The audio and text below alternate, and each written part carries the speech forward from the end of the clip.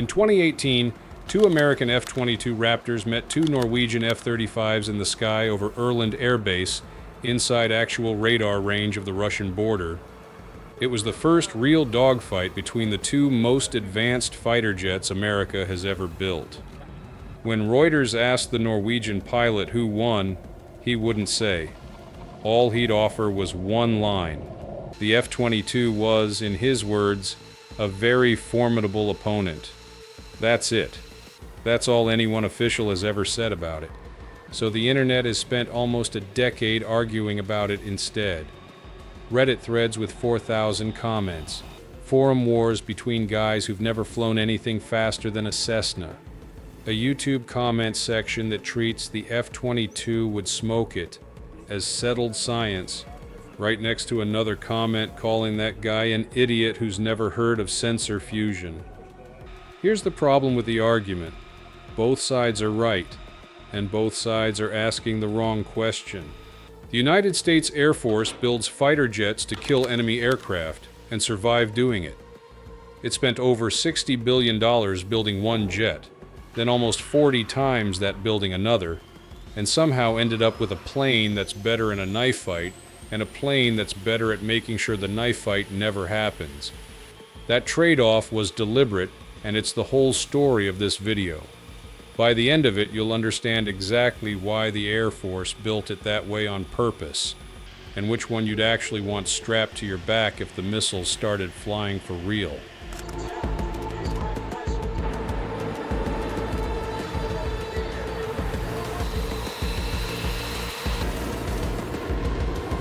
Start with the machine everyone assumes wins, the F-22 Raptor.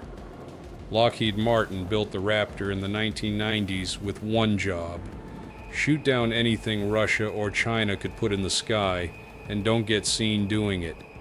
Two Pratt & Whitney F-119 engines, each one putting out more than 35,000 pounds of thrust. That's enough combined power to let the Raptor supercruise, which means it holds speeds past Mach 1.5 without ever touching the afterburner. Most fighters can only hit supersonic in short bursts before they run out of fuel. The F-22 does it as a cruising speed. Top end, it pushes past Mach 2.2. Then there's the part that actually wins fights up close: thrust vectoring. The Raptor's engine nozzles can tilt independently, which lets the jet point its nose at a target, while the rest of the aircraft is still turning somewhere else. No other fighter in the world can do that in combat. In training exercises, the F-22 has posted a simulated kill ratio over 100-to-1 against fourth-generation jets like the F-15 and F-16. As in, for every 100 simulated kills the Raptor scored, it took roughly one simulated loss. No enemy aircraft, real or simulated, has ever recorded a kill against a Raptor in a red flag exercise. So why isn't every squadron in the Air Force flying one? Because the Pentagon originally wanted 750 of these things and ended up building 187.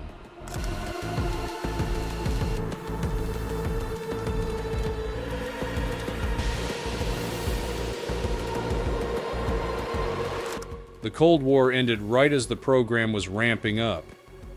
The threat the Raptor was built to fight, waves of Soviet fighters over Central Europe, evaporated almost overnight. Congress kept cutting the order. 381 became 278 became 187, and every time the number dropped, the price per jet climbed, because you're now spreading over $30 billion of research and development across a fraction of the airframes that were supposed to absorb it.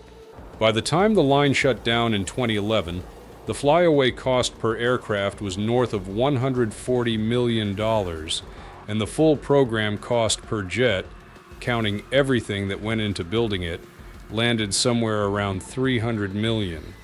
It gets worse when the jet's actually in the air.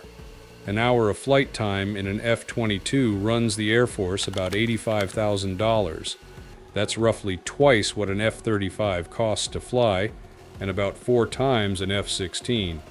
Congress made it worse a second time. Federal law bans the F-22 from ever being exported to anyone, allies included.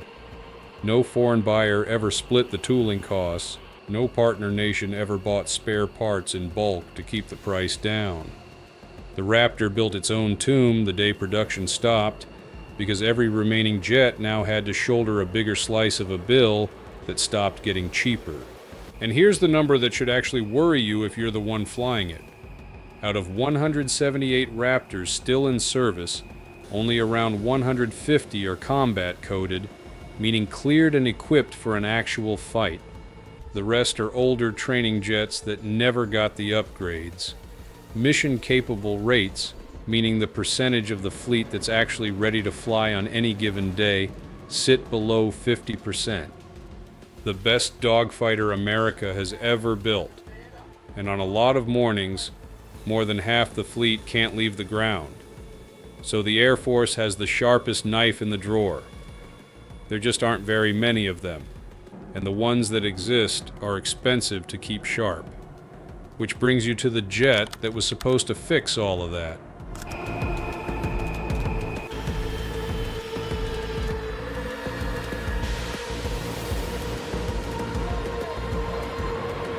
The F-35 Lightning II was never built to outturn anything.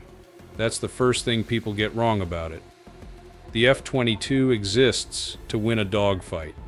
The F-35 exists to make sure the dogfight never happens to it in the first place. Here's the mission it was actually designed around. Instead of one radar looking out the front of the jet, the F-35 carries a distributed aperture system, 6 infrared cameras mounted around the airframe that stitch together a complete 360-degree view. A pilot can look straight down through the floor of the cockpit and watch the ground pass underneath, or track a missile launch happening behind the jet without ever turning around. Then there's the part that actually changes how a war gets fought. Every F-35 in a formation shares that picture in real time with every other F-35 and every friendly asset on the network. One jet spots a target, and every other aircraft in range sees it instantly without anyone keying a radio. Lockheed's own test pilots have described the goal bluntly. Fire on a target before that target ever knows you're there. The F-35 is built to find the enemy, shoot, and be gone before the other guy's radar even registers a contact. That's not a dogfighter's mission. That's an assassin's mission. But the trade-offs are real, and they're not small. The F-35 tops out around Mach 1.6, well under the Raptor's Mach 2.2. It has no thrust vectoring at all.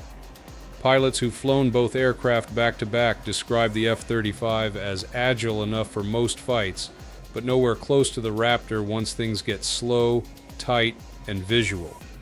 In a straight-up guns and missiles turning fight, the F-35 is giving up energy and maneuverability it can't get back.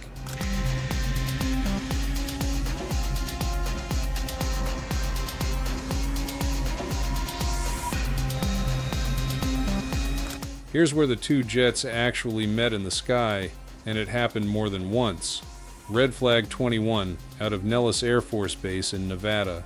For the first time, the exercise put F-22s against F-35s flying as the enemy, standing in for the kind of stealth fighters Russia's Su-57 and China's J-20 represent. Colonel Scott Mills and Captain Patrick Bolds, who helped run the exercise, said something that mattered more than who won. The F-35's radar evasive profile forced the Raptor pilots to throw out tactics that had worked against every non-stealth jet they'd ever fought. You can't spot it the way you spot an F-16. You can't lock it the way you lock an F-15. The rules pilots had trained on for 20 years stopped applying the moment both jets in the fight were invisible to each other's radar. Then came South Korea, 2024.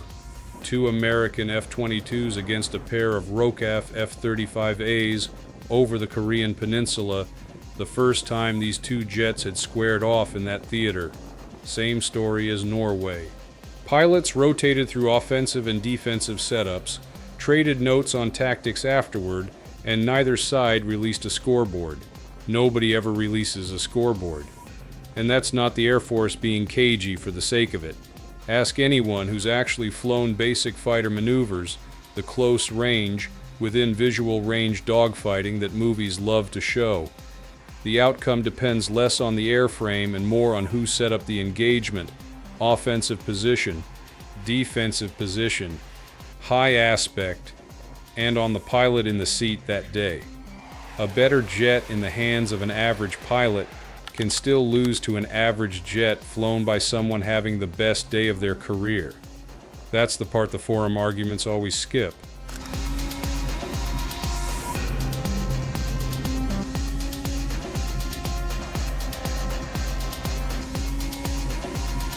So which one actually wins? Ask it as a straight up, both jets already see each other, guns and missiles dogfight, and the answer isn't close. The F-22 wins. The speed, the thrust vectoring, the sheer energy the jet can carry into a turn, none of that has an F-35 answer. Military analysts who've studied both platforms side by side land on the same conclusion almost every time. In a within visual range fight, the Raptor is the almost certain winner, but that fight almost never happens the way the question assumes it does, because the entire point of the F-35 is to make sure the other guy never gets a radar lock in the first place. Beyond visual range, where a modern air war is actually fought, the F-35 pilot may be pulling the trigger on an AMRAAM before the target aircraft even knows there's a threat in the sky. Stealth wins the fight nobody sees. Speed and maneuverability win the fight everybody does. The two jets aren't really answering the same question. One was built to survive the fight it loses. The other was built to make sure it's never in a fight it could lose. That's why the Air Force didn't pick one. It built both, and it built them to fly together. Doctrine calls the F-22 the quarterback. It goes in first, clears the air of anything that can threaten the formation, and uses that unmatched speed and altitude to control the fight before it starts. The F-35 follows behind it, doing what the Raptor was never built to do at scale. Ground strikes, electronic warfare, feeding targeting data to everything else in the formation, including fourth-generation jets that could never survive that airspace alone. Neither jet replaces the other. The Raptor buys the airspace. The Lightning uses it. There's a version of this story where the Air Force never has to choose because it never runs out of Raptors to send in first. That version doesn't exist. It stopped at 187 jets, and the $85,000 an hour it costs to fly, one means that number isn't going back up. The F-35 production line is still running, allied nations are still buying in, and the price per jet keeps dropping as the run gets longer. 20 years from now, the jet doing the actual work of American air power almost certainly won't be the one that would beat it in a dogfight. So was building the best dogfighter on Earth, and then only building enough of them to fill a single Air Force wing, worth what it cost. That's not a question with a clean answer. Depends whether you're counting the kill ratio or counting the bill.